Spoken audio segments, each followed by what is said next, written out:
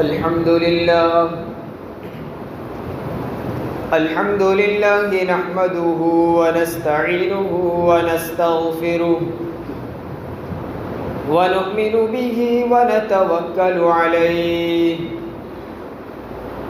ونعوذ بالله من شرور أنفسنا ومن سيئات أعمالنا من يهده الله فلا مضل له ومن يضلله فلا هادي له ونشهد أن لا إله إلا الله وحده لا شريك له ونشهد أن سيدنا ونبينا ومولانا محمدا عبده ورسوله أما بعد فأعوذ بالله من الشيطان الرجيم بسم الله الرحمن الرحيم إن عدة الشهور عند الله 12 شهرا في كتاب الله يوم خلق السماوات والأرض منها 4 حرم صدق الله العظيم. میرے محترم اور مکرم ایمانی اور اسلامی بھائیوں، اللہ تبارک و تعالی نے ہمیں یہ جو زندگی عطا فرمائی ہے، اس کے اوقات اور اس کی ایک ایک منٹ بہت قیمتی ہے. وقت کی اہمیت کے پیش نظر اللہ تبارک و تعالی نے قرآن کریم میں جا بجا وقت کی قسم کھائی ہے. کبھی رات کی قسم کھائی، کبھی صبح کی قسم کھائی، کبھی چاشت کے وقت کی قسم کھائی. والفجر ولیال عشر، فجر کی قسم، 10 راتوں کی قسم. والضحی واللیل اذا سجا، چاشت کے وقت کی قسم، اندھیری رات کی قسم. اور اسی طرح والنہار اذا جلاہا واللیل اذا یغشاہا، رات اور دن کی قسمیں کھائی. اور ایک جگہ تو پورے زمانے کی قسم کھائی، بلکہ زمانے کے نام سے والعصر کی صورت نازل فرما دی. اس سے معلوم یہ ہوا کہ اللہ تبارک و تعالیٰ کے یہاں وقت کی بڑی قیمت ہے، اور ہونی بھی چاہیے، اس لیے کہ وقت کے علاوہ دنیا بھر کی جتنی نعمتیں ہیں، ان نعمتوں کے خدا نخواستہ ضائع ہو جانے کے بعد بھی محنت مشقت کر کے اسے کمایا جا سکتا ہے. کسی انسان کا مکان خدا نخواستہ لٹ گیا، زمین ضائع ہو گئی، مال و دولت گم ہو گیا، تو اس کے ضائع ہونے کے بعد پھر محنت کر کے، پھر کوشش کر کے اس کا حاصل کرنا ممکن ہے. لیکن وقت ایک ایسی نعمت ہے کہ اس کے 1 منٹ کے چلے جانے کے بعد بھی دنیا بھر کی ساری نعمتیں لٹا دو، پھر بھی وہ نعمت دوبارہ حاصل نہیں ہو سکتی. اس لیے اردو میں ایک مشہور مقولہ ہے کہ گیا وقت پھر ہاتھ آتا نہیں. عربی میں ایک مقولہ ہے الوقت اثمن من الذهب، وقت سونے سے بھی زیادہ قیمتی ہے. سونے چاندی کے ضائع ہونے کے بعد دوبارہ اسے حاصل کرنا ممکن ہے، لیکن وقت کے گزر جانے کے بعد دوبارہ وقت لایا جانا یہ ممکن نہیں. یہی اوقات ہے، سیکنڈیں مل کر منٹ، اور منٹ مل کر گھنٹے، اور گھنٹوں کو جمع کرو تو دن، دن کو جمع کرو تو مہینے، اور مہینے جمع کرو تو سال بنتے ہیں. یہ جو سالوں کی تعیین ہے اور جو سن چلتے ہیں، جن کی تاریخوں اور سن کی بنیاد پر ہم حساب و کتاب رکھتے ہیں، واقعات کو یاد رکھتے ہیں، ان سنوں میں مختلف سن چلتے ہیں. اس میں ایک اسلامی سن قمری سال مانا جاتا ہے. آج 25 ذی الحجہ جمعہ کا دن ہے. ابھی کچھ دنوں میں یہ ہجری سال جو 1444واں سال چل رہا ہے، آئندہ چند دنوں میں وہ سال ختم ہو کر ایک قمری اور اسلامی نئے سال کا آغاز 1445ویں سال کا آغاز ہوگا. اب یہ ہجری سال کی کیا اہمیت ہے؟ اسلام میں قمری اور ہجری سال پر احکام کی بنیاد کیوں رکھی، وہ بات سمجھنے سے پہلے ہم ایک بات یہ سمجھیں کہ ان ہجری سال کا آغاز ہوا کہاں سے، اس کی شروعات کہاں سے ہوئی۔ ہم 1444واں سال مانتے ہیں، تو کس چیز کے 1444 سال ہوئے؟ یہ ہجری سال اسلامی سال مانا جاتا ہے، اور اس کے جو مہینے ہیں یہ ہمہ شمع کے اور کسی مخلوق کے بنائے ہوئے نہیں۔ قرآن کریم میں رب تبارک و تعالیٰ کا ارشاد ہے، ان عدت الشہور عند اللہ 12 شہرا، اللہ تعالیٰ کے یہاں 12 مہینے ہیں، اور وہ 12 مہینے کب بنائے گئے؟ اللہ فرماتا ہے یوم خلق السماوات والارض، جس دن سے زمین کی پیدائش کی گئی اور جس وقت سے آسمان کو بنایا گیا، اسی زمانے سے اللہ تعالیٰ نے ان 12 مہینوں کی تعیین فرما دی۔ تو محرم سے لے کر ذی الحجہ تک کے یہ 12 مہینے اللہ کے بنائے ہوئے ہیں۔ ان میں 4 مہینے حرمت والے ہیں، منہا 4 حرم، 4 مہینے کو اللہ تعالیٰ نے احترام والا بنایا، جن میں 3 مہینے لگاتار ذی القعدہ، ذی الحجہ اور محرم ہیں، اور 1 مہینہ رجب المرجب مانا جاتا ہے۔ یہ 4 مہینے اللہ تبارک و تعالیٰ نے احترام والے بنائے۔ الغز، یہ 12 مہینے اللہ کے بنائے ہوئے ہیں، لیکن ان 12 مہینوں کو سال کا کس سال کا نام دیا جائے وہ ابتدائے اسلام میں متعین نہیں تھا۔ جب نبی کریم صلی اللہ علیہ وسلم کی ولادت ہوئی، اس زمانے میں خاص طور پر کوئی اسلامی سال مقرر نہیں تھا، اس کے علاوہ الگ الگ سن چلتے تھے، جیسا کہ یونان کے لوگ یونانی سال مانتے تھے، اور اس کی ابتدا اپنے فاتح سکندر اعظم کی پیدائش سے شمار کرتے تھے۔ یہود بنو اسرائیل مصر سے نکلے اس سال سے اپنے سال کا آغاز اور اس سال سے اپنے کیلنڈر کا شمار کیا کرتے تھے۔ ہندوستان کے لوگ اس زمانے سے بھی ہندی سنوں کو مانا کرتے تھے، اور وہ راجہ بکر ماجد کی پیدائش سے اپنے سال کا شمار کرتے تھے۔ اسی طرح حضور اکرم صلی اللہ علیہ وسلم کی پیدائش کے وقت عیسوی سال بھی موجود تھا۔ حضور اکرم صلی اللہ علیہ وسلم کی ولادت سن عیسوی 571 میں ہوئی، اور یہ عیسوی سال عیسائی یعنی نصرانی لوگ حضرت عیسیٰ علی نبینا علیہ السلام کی پیدائش سے شمار کرتے۔ آج ہم اس کو 2023 کہتے ہیں، یعنی حضرت عیسیٰ علیہ السلام کی ولادت کے 2023 سال ہو چکے۔ لیکن اس زمانے میں ہجری سن کی بنیاد نہیں تھی، قمری اور اسلامی سال کی بنیاد نہیں ہوئی تھی۔ اہل عرب پڑھے ہوئے نہیں تھے، لکھنا پڑھنا نہیں جانتے تھے، ان کے پاس کوئی کیلنڈر اور تاریخیں نہیں تھی۔ ہاں مہینے تھے، ان میں 4 مہینوں کو وہ بھی احترام والا مانتے تھے، لیکن سال کی بطور خاص کسی نام کے ساتھ اس کو یاد کیا جاتا ہو، ایسا اہل عرب کے پاس بھی کوئی سال نہیں تھا۔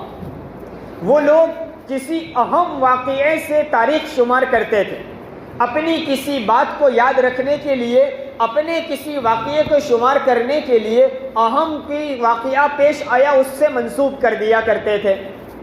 جیسا کہ حضور اکرم صلی اللہ علیہ وسلم کی پیدائش سے 50 یا 55 دن پہلے، یعنی 2 مہینے سے بھی کم عرصے پہلے، عام الفیل کا واقعہ پیش آیا۔ عام الفیل کہتے ہیں، ایک لمبا واقعہ ہے، اس میں ہم نہیں جائیں گے، بس مختصر اتنا کہ حضور اکرم صلی اللہ علیہ وسلم کی ولادت سے پہلے ابرہہ نامی بادشاہ نے ہاتھیوں کا لشکر لے کر نعوذ باللہ کعبۃ اللہ کو ڈھانا چاہا تھا، اور اللہ تبارک و تعالیٰ نے چھوٹے چھوٹے پرندوں کے ذریعے سے اپنے مکان، اپنے گھر اور اپنے خصوصی جگہ کعبۃ اللہ کی حفاظت فرمائی، جس کا واقعہ قرآن کریم کی سورہ فیل میں الم تر کیف فعل ربک باصحاب الفیل، اس سورت میں اللہ تبارک و تعالیٰ نے ذکر کیا۔ اب جب کوئی واقعہ نیا پیش آتا تو لوگ یوں کہا کرتے، عام الفیل کے اتنے دنوں اتنے مہینوں کے بعد، جیسا کہ مورخین لکھتے ہیں حضور اکرم صلی اللہ علیہ وسلم کی ولادت عام الفیل کے 50 یا 55 دن کے بعد ہوئی۔ چونکہ اس زمانے میں سن نہیں تھا، اس لیے اس واقعے سے منسوب کیا کرتے تھے۔ پھر حضور اکرم صلی اللہ علیہ وسلم کی ولادت کے بعد آپ نے مکۃ المکرمہ میں اپنے خاندان، اپنے قبیلے کے درمیان 40 سال صاف شفاف، امانت دیانت کے ساتھ، صداقت اور سچائی کے ساتھ زندگی گزاری۔ آپ کی ولادت کے بعد اور آپ کے 40 سال گزر جانے کے بعد جب آپ کو نبوت عطا کی گئی اور جن لوگوں نے اسلام قبول کیا، دائرہ اسلام میں آئے، تو اب وہ اپنی تاریخ کا شمار نبوت سے کرنے لگے۔ نبوت کے اتنے سال کے بعد، نبوت کے اتنے مہینوں کے بعد، جیسا کہ مورخین لکھتے ہیں، حضور اکرم صلی اللہ علیہ وسلم مکہ المکرمہ سے طائف والی بستی میں تبلیغ کے لیے تشریف لے گئے۔ وہ سال سن نبوی 10 تھا۔ کیا مطلب؟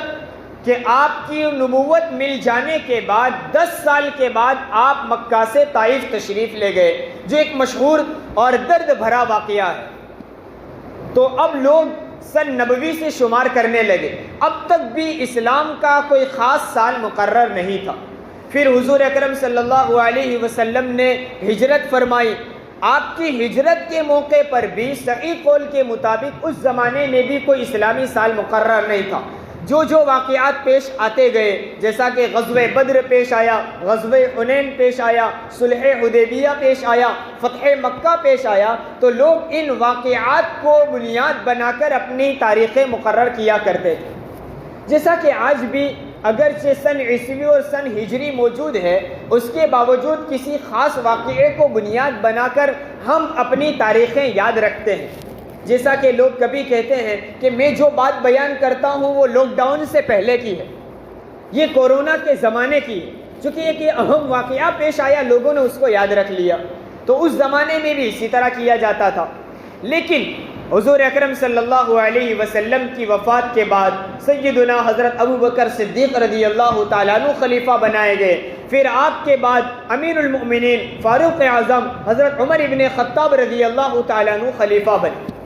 اب اسلام کا دائرہ وسیع سے وسیع تر ہونے لگا، اسلام دور دور تک پھیلنے لگا، ملکوں کے ملک فتح ہونے لگے، اور حضرت عمر رضی اللہ تعالیٰ عنہ کی خلافت اور حکومت دنیا کے تقریباً آدھے حصے سے زیادہ پر پھیل گئی۔ اب دور دور تک آپ کی خلافت کے چرچے تھے، دور دور تک عمر ابن خطاب کا ڈنکا بج رہا تھا۔ اب اتنے وسیع پیمانے پر حکومت کرنے کے لیے حضرت عمر رضی اللہ تعالیٰ عنہ نے جگہ جگہ کے گورنر مقرر کی۔ مدینہ المنورہ دار الخلافہ، دار الحکومت اور دار السلطنت تھا، یہاں سے احکام جاری ہوتے اور جگہ جگہ کے گورنروں کو عمر ابن خطاب رضی اللہ تعالیٰ عنہ کے نام سے قاصد کے ذریعے سے پیغام پہنچائے جاتے، اور ہر گورنر کی ذمہ داری ہوتی کہ وہ عمر رضی اللہ عنہ امیر المؤمنین کی طرف سے آئے ہوئے احکام کی تعمیل کرے۔ اسی زمانے میں سن ہجری 13 میں ہجرت کے 17 سال گزر جانے کے بعد سن ہجری 17 میں جب حضرت عمر رضی اللہ تعالیٰ عنہ کی خلافت کا دور تھا، اس زمانے میں یمن کے گورنر حضرت ابو موسیٰ اشعری رضی اللہ تعالیٰ عنہ تھے۔ ایک مرتبہ حضرت ابو موسیٰ اشعری رضی اللہ تعالیٰ عنہ نے حضرت عمر رضی اللہ تعالیٰ عنہ سے درخواست کی کہ آپ کی طرف سے ہمیں پیغام آتے ہیں، قاصد حکم لے کر آتا ہے، اس میں کبھی مہینے کی تعین تو ہوتی ہے لیکن سال کی تعین نہیں ہوتی۔ ہمیں پتہ کیسے چلے کہ آپ کے لائے ہوئے خط میں شعبان کا نام لکھا ہوا ہے، لیکن یہ شعبان پچھلے سال کا یا اس سال کا یا آئندہ سال کا؟ اس لیے ہمیں تمہارے احکام سمجھنے میں دشواری ہوتی ہے۔ بہتر یہ ہے، میری رائے یہ ہے کہ کوئی خاص سال مقرر کیا جاوے، کوئی ہماری خاص تاریخ کا اور کیلنڈر کا آغاز کیا جائے تاکہ ہمیں تمہارے احکام پر عمل کرنے میں آسانی ہو۔ حضرت عمر رضی اللہ تعالیٰ عنہ کو بھی حضرت ابو موسیٰ اشعری رضی اللہ عنہ کی بات اچھی لگی، آپ نے اس کی طرف توجہ فرمائی اور اس وقت کے کبار صحابہ، بڑے بڑے صحابہ کو جمع کیا مشورے کے لیے۔ قربان جائیے صحابہ کرام رضوان اللہ علیہ مجمعین کے اتباع سنت پر۔ آج ہمارا صرف دعویٰ ہے سنت نبوی پر عمل کرنے کا، وہ لوگ تھے جو ایک ایک سنت پر عمل کیا کرتے تھے۔ حضرت عمر ابن خطاب رضی اللہ تعالیٰ عنہ نے اس سنت کو بھی نہیں چھوڑا کہ جب نبی کریم صلی اللہ علیہ وسلم کو کوئی اہم امر پیش آتا، کوئی اہم کام کرنا ہوتا، تو آپ تو امام الانبیاء تھے، آپ تو وقت کے نبی تھے، آپ کے حکم پر عمل کرنے کے لیے صحابہ ہر وقت تیار رہتے تھے۔ ارے آپ کا حکم کیا، آپ کے اشارے پر مر مٹنے کے لیے صحابہ ہر وقت تیار رہتے تھے۔ آپ اگر کسی سے رائے نہ لیتے، کسی سے نہ پوچھتے، مشورہ نہ لیتے اور آپ حکم فرماتے تو تب بھی صحابہ عمل کرنے کے لیے تیار تھے. لیکن امام الانبیاء محمد الرسول اللہ صلی اللہ علیہ وسلم بھی اپنے صحابہ سے مشورہ لیا کرتے تھے. حضرت عمر ابن خطاب رضی اللہ تعالیٰ عنہ نے سنت نبوی پر عمل کرنے کے لیے، پیارے آقا کی سنت کو جاری اور زندہ رکھنے کے لیے صحابہ کرام رضوان اللہ علیہم اجمعین کو جمع کیا اور لوگوں سے مشورہ طلب کیا کہ بتاؤ اسلامی سال کا آغاز کہاں سے کیا جائے. یہ صحابہ کی پیروی تھی اور وہاں ہر وقت ہر صحابی، ہر کارکن فکر مند ہوا کرتا تھا. یہ نہیں کہ ہمیں بلایا گیا، مشورہ لیا گیا، وہ جانے ہمیں کیا مطلب. ہر وقت آدمی متفکر رہتا تھا. یہ اسلامی مسئلہ تھا، اس لیے ہر صحابی متفکر ہوا، غور کرنے لگا کیا کیا جائے، کہاں سے ہمارے سال کا آغاز کیا جائے. یہ تھا اتحاد فکر. صحابہ کرام میں اتحاد فکر تھی اور اختلاف رائے بھی تھی. اختلاف رائے اگرچہ ہو لیکن اتحاد فکر ہو تو وہ رحمت بنتی ہے. صحابہ کرام رضوان اللہ علیہ مجمعین کی فکریں ایک تھی، الگ الگ رائے آنا شروع ہوئی. کسی نے کہا کہ حضرت نبی کریم صلی اللہ علیہ وسلم کی ولادت اور پیدائش سے ہم سال کا آغاز کریں، اس کو اسلامی سال کا پہلا سال مانیں، وہ ہمارے کیلنڈر کا پہلا سال ہو. لیکن حضرت عمر رضی اللہ تعالیٰ عنہ نے اس رائے کو پسند نہیں کیا اور فرمایا کہ حضرت عیسیٰ علی نبینا علیہ السلام کی ولادت سے عیسائی لوگ اپنے سال کا آغاز کرتے ہیں اور اس کو عیسوی سال مانتے ہیں. اگر ہم بھی نبی کریم صلی اللہ علیہ وسلم کی پیدائش سے اپنے سال کا آغاز مانیں گے تو عیسائیوں کے ساتھ مشابہت ہو جائے گی. اس تشبہ سے بچنے کے لیے، اس مشابہت سے بچنے کے لیے حضرت عمر ابن خطاب رضی اللہ تعالیٰ عنہ نے گویا کہ عید میلاد النبی منانا تو کیا، عید نبی کریم صلی اللہ علیہ وسلم کی ولادت سے اسلامی سال کا آغاز کرنا بھی پسند نہیں کیا تاکہ مشابہت نہ ہو. کسی نے کہا کہ حضور اکرم صلی اللہ علیہ وسلم کی وفات سے اسلامی سال کا آغاز کیا جائے. لیکن اس پر بھی حضرت عمر رضی اللہ عنہ نے فرمایا کہ حضرت نبی کریم صلی اللہ علیہ وسلم کی بعثت اور آپ کی ولادت جہاں ہمارے لیے خوشی کا موقع ہے، وہیں آپ کی وفات ہمارے لیے انتہائی غمناک اور دردناک واقعہ ہے. اور اس وقت وہ صحابہ تھے جنہوں نے حضور اکرم صلی اللہ علیہ وسلم کی وفات کا منظر دیکھا تھا، اور تو اور خود حضرت عمر رضی اللہ تعالیٰ عنہ جیسا جلیل القدر صحابی اور باہمت شخص بھی اپنے ہوش پر قابو نہ رکھ سکا، حواس باختہ ہو گئے اور حضور اکرم صلی اللہ علیہ وسلم کی وفات کے وقت تلوار لے کر کھڑے ہو گئے کہ اگر کوئی شخص کہے گا کہ اللہ کے رسول کا انتقال ہو گیا میں اس کی گردن اڑا دوں گا. یہ عشق رسول کا یہ عالم تھا، محبت نبی کا یہ عالم تھا کہ اپنے کانوں سے اللہ کے رسول کی وفات سننا بھی گوارا نہیں تھا. یہ قسم کا حال طاری تھا، ورنہ حقیقت یہی تھی کہ آپ وفات پا چکے تھے. الغرض حضرت عمر رضی اللہ عنہ نے کہا ایسے درد بھرے واقعے سے ہم اسلامی سال کا آغاز نہیں کر سکتے. چنانچہ مختلف رائے آئی. اس میں حضرت علی کرم اللہ وجہہ نے یہ رائے دی کہ ہجرت کے واقعے سے اسلامی سال کا آغاز کیا جائے، اور حضرت عمر رضی اللہ عنہ اور آپ کے ساتھ تمام صحابہ نے اس رائے کو پسند کیا، اس لیے کہ ہجرت ہی وہ واقعہ ہے جو حق و باطل کے درمیان فرق کرنے والا ہے. ہجرت وہ واقعہ ہے جس نے ظلم و ستم کی جگہ بھائی چارے کی تعلیم دی. ہجرت وہ واقعہ ہے جس نے آپس میں اتحاد و اتفاق کی تعلیم دی. ہجرت کے ذریعے سے کفر و اسلام کے درمیان تفریق ہو گئی.